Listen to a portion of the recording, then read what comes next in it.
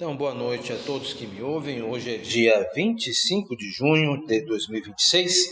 Estamos na metade do ano. Até aqui o Senhor tem nos dado graça, nos ajudado no exame de alguns sermões que nós nos propomos a estudar, de vários pregadores famosos, muitos deles escritores de livros que nós temos na nossa editora Cultura Cristã. Informamos também que esta série de estudo de sermões que estamos fazendo pode ser melhor aproveitado se você olhar no semestre passado e verificar algumas grades que nós estamos usando para exame de sermões. Agora estamos examinando sermões, mas nos meses anteriores a este ano, nós estudamos algumas grades no livro Arte e Ofício da Pregação de Randall Robson, onde há várias grades de maneiras de apreender um sermão. Lá você entenderá muito do que está acontecendo aqui nestes objetos, de estudo para nós, que são os sermões. Sem mais delongas, nós hoje vamos nos deter num sermão de R.C. Sproul, Os 12 Apóstolos é o título, baseado na exposição de Lucas capítulo 6, verso 12 a 16. Nesta exposição, ele irá abordar um pouco sobre a figura do apóstolo e também deter-se-á na questão do apostolado de Judas. Na verdade, para ser honesto, Sproul ele tem 3 sermões sobre este texto e eu fiz uma edição deles para ser útil a nós numa aula só. Então, se você for procurar na internet, você vai encontrar 3 sermões. Ele vai apresentar cada apóstolo, qual a sua biografia, mas eu creio que teologicamente ele foi mais profundo quando meditou sobre Judas e o apostolado, que são esses 2 blocos do nosso estudo de hoje. Então começa assim o texto que ele expõe. Lucas 6, 12 a 16. Naqueles dias Jesus foi ao monte para orar e passou a noite orando a Deus. Quando já era dia, chamou seus discípulos e escolheu 12 deles, aos quais também deu o nome de apóstolos. Simão, a quem também deu o nome de Pedro, e André, seu irmão, Tiago, João, Filipe, Bartolomeu, Mateus e Tomé, Tiago, filho de Alfeu, e Simão, chamado Zelote, Judas, filho de Tiago, e Judas Iscariotes, que se tornou traidor. Diz Sproul aqui, a passagem começa mencionando, naqueles dias, Jesus subiu ao monte para orar. Não é incomum que Jesus se separasse de seus discípulos e das multidões para períodos de oração, mas Lucas acrescenta um detalhe. Ele continuou a noite toda em oração a Deus. Sabemos da intensidade da oração de Jesus no jardim do Getsêmani, antes de ser traído, julgado e morto.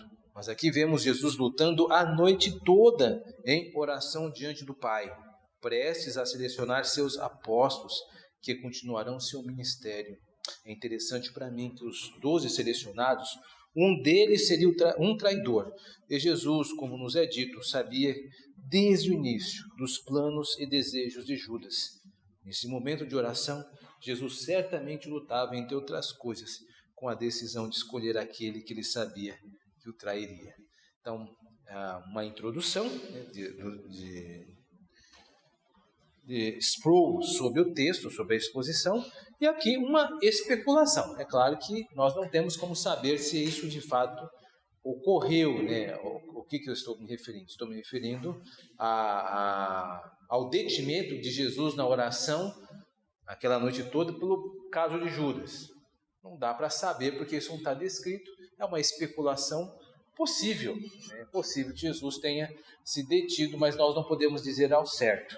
Mas aí o pregador ele acaba utilizando uma certa margem de manobra, de possibilidades, ele acaba adotando como seu eixo, para o seu sermão, esta especulação que tem um grau de razoabilidade. Pode não ser algo indubitável, certamente, mas é algo com certa razoabilidade. Judas, de fato, a presença dele com certeza não era algo pacífico. Jesus mesmo disse isso algumas vezes, Jesus diz, o Filho do Homem vai, mas ai da mão que o leva, melhor seria que não nascesse, etc, etc. Na oração do capítulo 17 de João, ele fala sobre o filho da perdição. Então, que Jesus não se sentia muito confortável com Judas, de fato isso é fato. E ele acaba tomando isso. Bom, então ele agora fez a introdução, falou acerca do texto, a importância desse momento em que Jesus se delongou em oração, para mostrar o grande ato da construção dos apóstolos, né? E agora nós vamos ver a primeira sessão que fala do papel de um apóstolo e a diferença entre apóstolo e discípulo. Diz Sproul lá, nesta primeira sessão. Lemos: quando amanheceu, chamou os seus discípulos e escolheu 12 dentre eles, aos quais também deu o nome de apóstolos. Falamos frequentemente dos 12 discípulos e dos 12 apóstolos, como se discípulo fosse a mesma coisa que apóstolo. É claro que não é o caso. Jesus tinha muito mais discípulos do que os 12. Certa vez ele enviou 70 deles em uma missão de pregação. No entanto, desse grupo maior de mais de 70 discípulos que seguiam Jesus, ele selecionou 12 para serem apóstolos. Qual é a diferença entre um discípulo e um apóstolo? O termo discípulo no Novo Testamento significa alguém que aprende. Um discípulo é um estudante. Nesse período da história judaica, os discípulos não eram meramente estudantes, mas também adeptos de certos líderes, como rabinos, por exemplo, no caso de João Batista. Os seus eram discípulos de João. Portanto, aqueles que seguiam Jesus matriculavam-se em sua escola rabínica, por assim dizer. Eram adeptos dele e o seguiam de perto como seus servos e como estudantes desse grupo. Ele selecionava os apóstolos. O papel de um apóstolo era de grande significado e grande autoridade. O papel de um estudante era considerado uma posição tanto inferior como a de um servo, mas o papel de um apóstolo era imbuído de autoridade. No mundo antigo, um apóstolo, alguém que era enviado, funcionava como emissário, embaixador ou representante de alguém em alta posição de autoridade. Por exemplo, reis podiam enviar apóstolos para representá-los como emissários do rei, e eles carregavam consigo as credenciais da própria autoridade daquele que o enviou. Quando Jesus separou 12 homens e lhes deu autoridade apostólica, ele estava atribuindo a eles sua própria autoridade, de modo que o que eles diziam e ensinavam carregava consigo todo o peso da autoridade de Jesus. Isso aqui é muito interessante, né? Essa distinção que Sproul faz questão de mostrar, que discípulo era, em linhas gerais, um aprendiz, e o apóstolo tinha uma outra categoria, um outro caráter, era alguém que possuía autoridade. No mundo antigo, ele vai citar esse tipo de expressão, né? de comum na arte da política, mas nós não precisamos ir tão longe. Mesmo Paulo, ele usa essa expressão com bastante peso, bastante rito, quando ele fala dos apóstolos. Paulo, no 1 Coríntios, capítulo 15, ele vai falando acerca dos apóstolos, e ele também se coloca dentre eles, dizendo: eu, o menor destes, né, porque eu não sou digno de ser chamado apóstolo. Então eles colocam o título apóstolo como um título que não é comum, não é dado a todos. Digno de nota é que antes um pouco da morte do apóstolo Paulo, ele não coloca nenhum apóstolo, não há uma passada de tocha na mão de outro que vem depois dele, que seria Timóteo. Timóteo nunca é chamado de apóstolo, então um pouco Tito, para mostrar que não há essa derivação, né? Essa questão de ser derivado, de ser um cargo derivado. Era só aqueles que eram dados por Jesus Cristo, os 12 apóstolos. Paulo vem depois, comissionado por Jesus, na estrada de Damasco, mas aí se encerra. E aqui é a grande seriedade dos nossos dias, as pessoas se autodenominarem apóstolos. Então tomemos cuidado, nós não temos uma licença neotestamentária para chamar alguém de apóstolo. Se nós fizermos, estamos incorrendo em erro, porque o apóstolo, biblicamente falando, como Sproul está até de uma forma bastante sábia apresentando, o apóstolo é alguém que recebeu a autoridade de Jesus Cristo com determinado tempo para uma determinada missão. Aquilo acabou. Então, se alguém se autodenomina apóstolo, está dizendo que possui a mesma autoridade que Cristo para fazer algumas atividades. Que é isso que eram os apóstolos. Ele vai apresentar isto mais adiante. Por enquanto, ficamos com essa sessão 1, vamos para a sessão 2, a fundação da igreja, onde ele ainda continua adensando essa questão dos apóstolos. Ainda continua Sproul. O primeiro e maior apóstolo do Novo Testamento, de fato, o apóstolo supremo do Novo Testamento, foi o próprio Jesus. Lembre-se, Jesus disse: não falo nada de mim mesmo, mas apenas falo o que meu Pai me chamou para dizer. O Pai lhe dera toda a autoridade no céu e na terra, de modo que quando Jesus falava com a autoridade daquele que o enviou, e aquele que o enviou era Deus. De maneira semelhante, Jesus escolheu seus apóstolos e disse-lhes: aqueles que vos recebem, a mim me recebem. Aqueles que vos rejeitam, a mim me rejeitam. Menciono esse ponto porque vivemos em uma época em que há muitas críticas às Escrituras e aos seus autores. Você pode ouvir as pessoas dizerem: eu creio nos ensinamentos de Jesus, mas é Paulo que eu não consigo engolir. Ou não preciso ouvir o que João ou Pedro dizem. Não se pode aceitar assim. Esse foi o debate que Jesus teve com os fariseus. Eles disseram: cremos em Moisés, cremos em Abraão, cremos em Deus. É em ti que não cremos, Jesus. Jesus respondeu: Moisés escreveu a meu respeito, Abraão se alegrou a ver o meu dia, e foi o Pai que me enviou. Não se pode crer no Pai e rejeitar o Filho. Segundo o mesmo princípio, Irineu escreveu contra os hereges de sua época: não se pode receber a Cristo e rejeitar seus apóstolos, porque eles carregavam a autoridade daquele que os comissionou em seu ministério. Lucas prossegue nos contando quem, no grupo de discípulos, havia sido escolhido para o ofício de apóstolo. As Escrituras nos dizem que o fundamento da igreja não é Jesus, mas sim os profetas e os apóstolos. Isso está em Efésios 2:20. Na metáfora da construção, são os profetas e os apóstolos descritos como o fundamento, e Jesus é a principal pedra angular. A Bíblia diz que não há outro fundamento que possa ser lançado além daquele que foi lançado em Cristo Jesus, mas todo fundamento é construído sobre os profetas e os apóstolos. A questão é esta: se a igreja rejeita a autoridade apostólica, ela rejeita o próprio fundamento da igreja. Como diz o salmista: se os fundamentos foram abalados, como poderá o edifício subsistir? É Salmo 11, verso 3. O fundamento da igreja é construído em grande parte sobre as pessoas mencionadas nesse texto. Fantástico aqui. Isso mostra, por uma outra estrada, que não temos apóstolos nos dias de hoje, porque não há ninguém que possa dizer, bater no peito: eu fui comissionado pelo próprio Jesus Cristo a exercer meu ministério sob a sua autoridade, conforme tinha sido Pedro, João e os outros demais. Nós não temos mais apóstolos, porque essa era apostólica cessou. Eles eram o fundamento da igreja. A igreja teve seu fundamento nos apóstolos e profetas. Se você diz que eles continuam surgindo, é que a igreja está sempre se fundamentando. Não, isso não é verdade. O edifício só tem um fundamento. Então, a igreja reformada, e a presbiteriana dentre elas, entende que a era apostólica, ela teve uma duração de um século. Passou isso, a função dos apóstolos cessou. A igreja ficou bem estabelecida. Então cessou o dom apostólico, cessou o dom de profeta que teve na sua participação enquanto o cânon não tinha sido redigido. O cânon foi redigido, então a igreja não necessita mais. Isso é um dos fundamentos também do que viria a ser chamado sola escritura, no século XVI, onde diz que a escritura nos basta.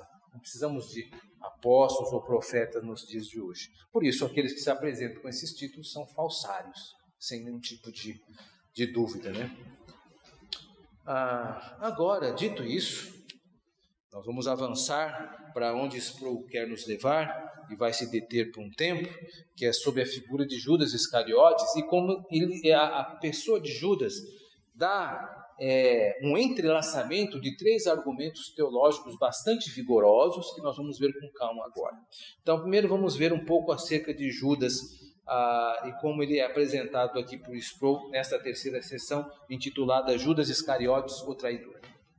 Vejamos uma passagem que encontramos no livro de Atos, logo no início do discurso de Pedro, no Pentecostes, encontramos em Atos 2, 22 a 24, estas palavras. Homens israelitas, ouvi estas palavras: a Jesus de Nazaré, varão aprovado por Deus entre vós com milagres, prodígios e sinais, que Deus por ele fez no meio de vós, como vós mesmo bem sabeis, a este que foi entregue pelo determinado propósito e presciência de Deus, vós o crucificastes e matastes pelas mãos de iníquos, a qual Deus ressuscitou, rompendo as garras da morte, porque não era possível que fosse retido por ela. A traição de Jesus não foi um acidente da história. Não foi um erro que ocorreu quando alguém estava desiludido e em frustração buscou um ganho terreno em troca do sangue de nosso Salvador. Não.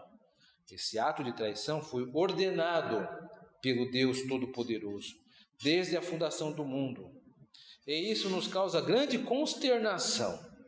Como pode Deus ordenar e determinar eternamente que tal pessoa traísse o sangue inocente de Jesus e depois fosse responsabilizada por tal traição?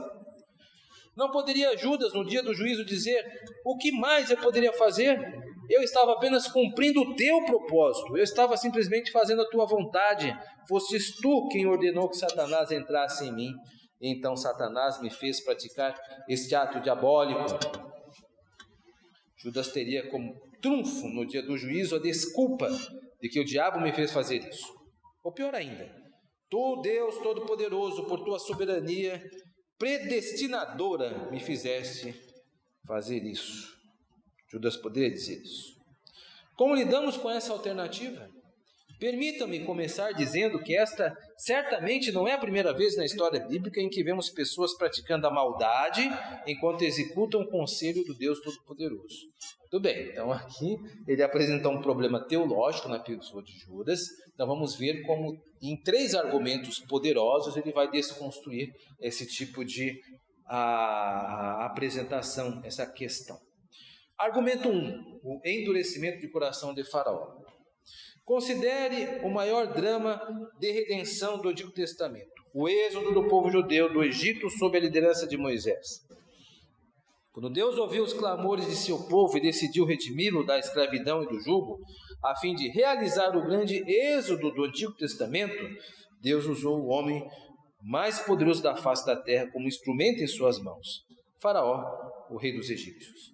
As Escrituras nos dizem que, no confronto entre Faraó e Moisés, quando Moisés transmitiu a palavra de Deus a Faraó e disse: o Senhor Deus disse que você deixaria este povo ir para que eles viessem adorá-lo em sua montanha.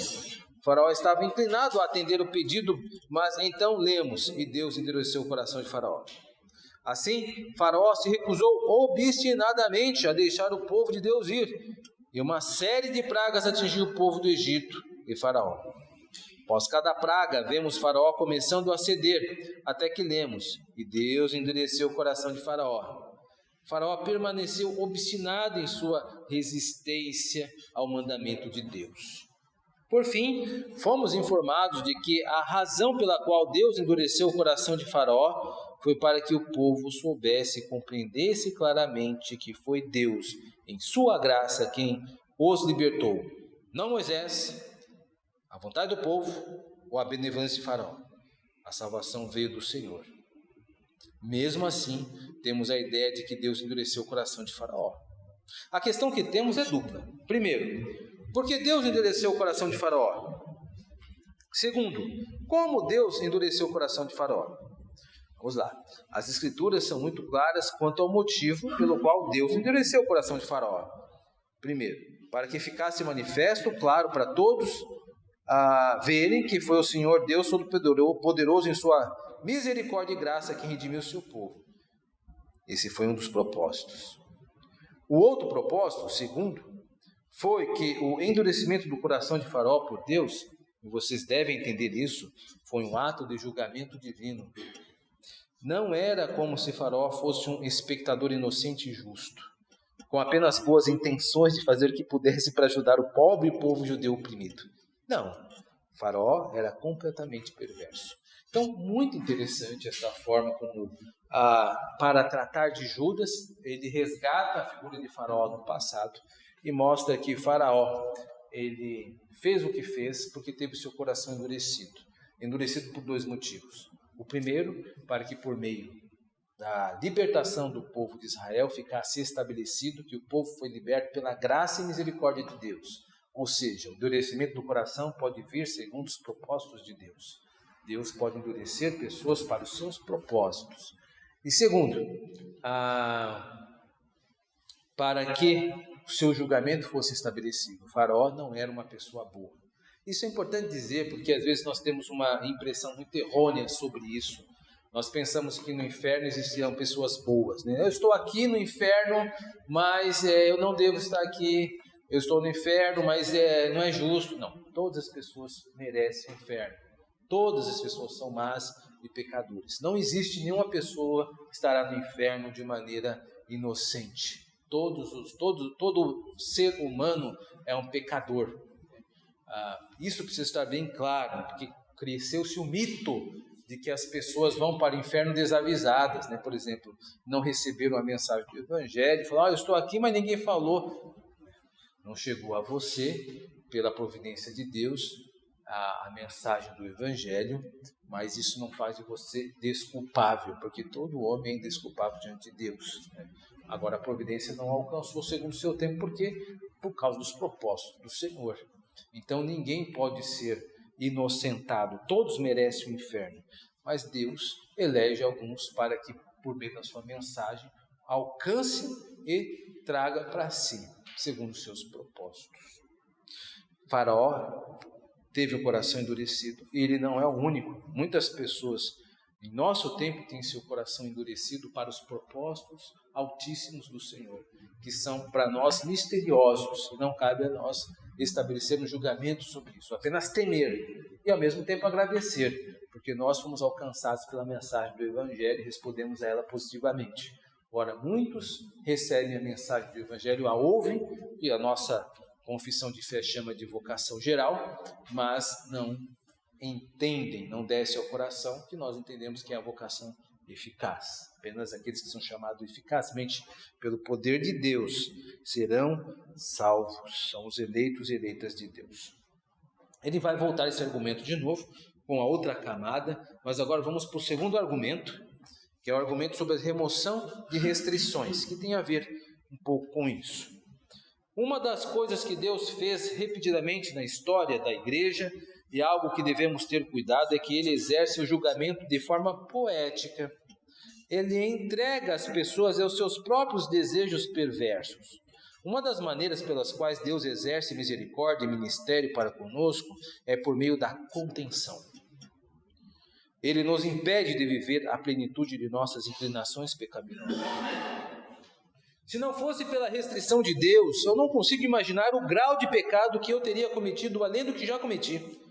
Nem você consegue imaginar o grau da sua pecaminosidade se não fosse pela mão restritiva da graça de Deus sobre a sua vida. Se tentarmos criar uma lista de pessoas mais perversas da história do mundo, pessoas cujos nomes aparecerão com frequência nessas listas, serão pessoas como Hitler, Stalin, Nero, Faraó e pessoas desse tipo. O que todos esses homens têm em comum? O que todos eles tinham em comum era a virtual ausência de restrição sobre suas vidas. Eles tinham um poder absoluto que corrompe completamente, e não havia nada para mantê-lo sob controle, exceto a restrição soberana de Deus. Isso é assustador, ou seja, nós só não pecamos mais do que nós, infelizmente, já o fizemos, porque Deus mantém a sua mão e diz, você não passará sob este termo, porque se Deus suspende, nós somos capazes de cair indefinidamente. A nossa queda será indescritível e sem fundo, né? Ele vai dar mais alguns exemplos. Tudo o que Deus precisou fazer para que Hitler se tornasse ainda mais Hitler foi remover suas restrições e deixar Hitler fazer o que Hitler quisesse. Remover suas mãos de Stalin e deixar Stalin, em sua perversidade, fazer o que Stalin queria fazer. Stalin, são parentes, é um dos líderes russos que foram terríveis em massacrar seus oponentes e também criar lugares de masmorra e exílio chamado Gulag, né, é um termo russo, para lugares onde ele jogava as pessoas no frio gélido da Sibéria, né, ainda acho que existem lugares assim lá, onde os prisioneiros ficam lá até morrerem, né, em condições subhumanas, né. Stalin empreendeu esse tipo de estratégia.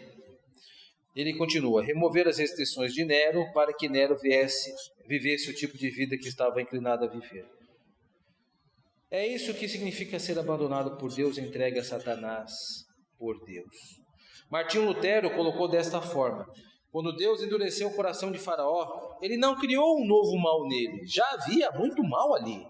A maneira como Deus endurece o coração é removendo as restrições e entregando-o à sua própria maldade. O coração do Faraó já era recalcitrante, quer dizer, duro. Já era um coração de pedra antes que Deus o afligisse com qualquer uma das pragas. Então, esta é uma das expressões mais temerosas, né,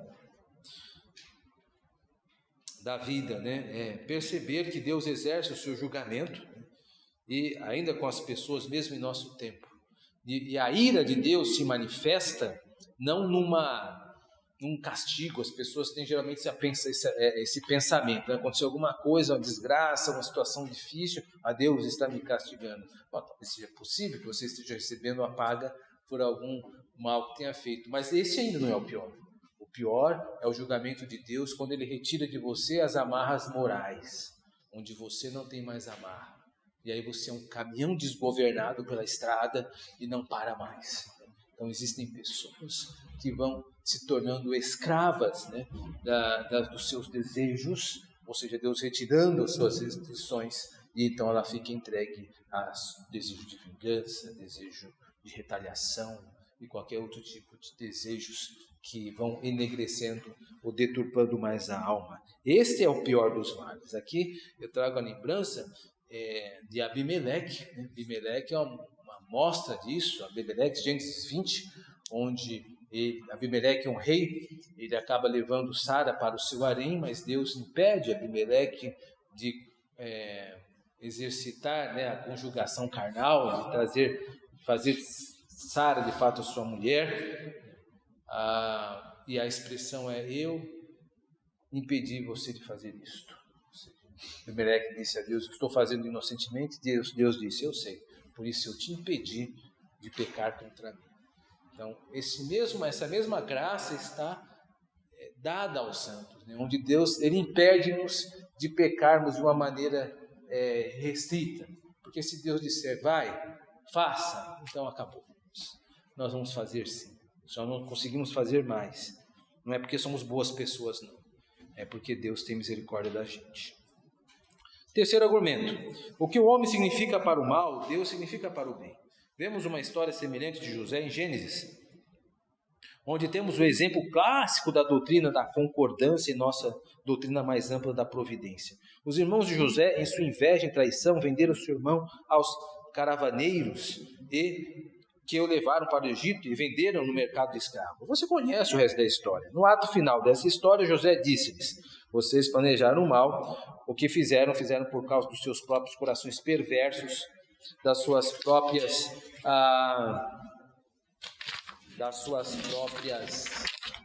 inclinações malignas, das suas próprias intenções perversas, mas acima e além das suas próprias escolhas e inclinações mortais, estava o plano soberano do Deus poderoso, que também estava agindo com intencionalidade. Vocês planejaram o mal, mas Deus estava envolvido nisso e Ele planejou o bem, porque através da sua maldade muitas pessoas encontrarão a redenção. É assim que Deus opera. Ele opera até mesmo em e por meio de agentes perversos. Ele opera até mesmo por meio da traição de seres humanos. Não é como se Deus tivesse forçado os irmãos de José a agirem dessa maneira. No entanto, os irmãos de José fizeram exatamente o que queriam fazer. Estavam com inveja e queriam se livrar do irmão. E Deus usou a iniquidade, o pecado e a inveja deles para preparar o caminho para a redenção do povo de Deus. Ou seja, mesmo situações como a traição de Judas teve um propósito, por mais perversa que tenha sido. Foi traição, foi perversidade, mas foi utilizada por Deus. Aqui é um quarto e último argumento, eu acabei não mencionando eles, que eram 3, então faço em tempo aí, retifico em tempo, né? É um quarto argumento, onde Deus trabalha para nos redimir. Mais um exemplo, considere Jó e o drama daquele livro, quando Satanás veio e se gabou de que estava viajando pela terra e que todos estavam em seu bolso. Deus disse: você reparou no meu servo Jó? Satanás riu de Deus e disse: é claro que Jó te adora, é claro que Jó te segue, tu lhe deste tudo que um homem pode desejar, riquezas, fama, felicidade, saúde e família. Tu cercaste. Tira essa cerca e me deixa atacá-lo, ele te amaldiçoará na tua face. Você sabe o que aconteceu depois. Primeiro os sabeus vieram e roubaram os jumentos e os bois de Jó. Depois os caldeus vieram e roubaram os seus camelos. O diabo incitou os sabeus contra Jó. O diabo incitou os caldeus contra Jó. E Deus incitou Satanás para incitar os sabeus e os caldeus. Como Deus se justifica em tudo isso? Para começar, não era como se os sabeus fossem vaqueiros justos e inocentes, que só amavam a bondade e a verdade. Eles cobiçavam os bois e jumentos de Jó há anos. Eram ladrões de gado desde o início. O único problema é que havia um muro ali, uma cerca viva que os impedia de roubar o gado de Ló. Tudo que Deus precisava fazer era derrubar um muro. Os sabeus e os caldeus vinham. Eles não precisavam de Deus para implantar qualquer mal novo em seus corações. Fabuloso essa interpretação, e por justiça preciso dizer que isso aqui está nas Institutas de Calvino. Calvino, quando vai tratar desse assunto, ele usa exatamente esses mesmos exemplos que Sproul citou, mas Sproul tem um mérito aqui, que ele usa como metáfora, né, a Deus tirando, né, a graça como um muro. Ou seja, eu acho que a metáfora é fantástica, porque é como se existisse um muro que nos impede de fazer algo pior, como um assassinato. Se Deus demole o muro, nós somos capazes de fazer qualquer coisa, né? Então, uma boa metáfora disso. Considerações finais. Em tudo isso, estou tentando explicar o que aconteceu com Judas. Judas era um diabo desde o princípio. Judas era um criminoso e regenerado, corrupto, traiçoeiro, mentiroso e ladrão, antes mesmo de conhecer Jesus. No entanto, Deus agiu por meio de sua corrupção para realizar a maior obra de salvação de toda a história humana. Como no caso dos irmãos de José, Judas planejou o mal, mas Deus planejou o bem. Que o Senhor Deus nos use para os seus bons propósitos, para o seu reino. E quando Ele nos encontrar, que Ele opere através das nossas boas intenções e não das nossas más.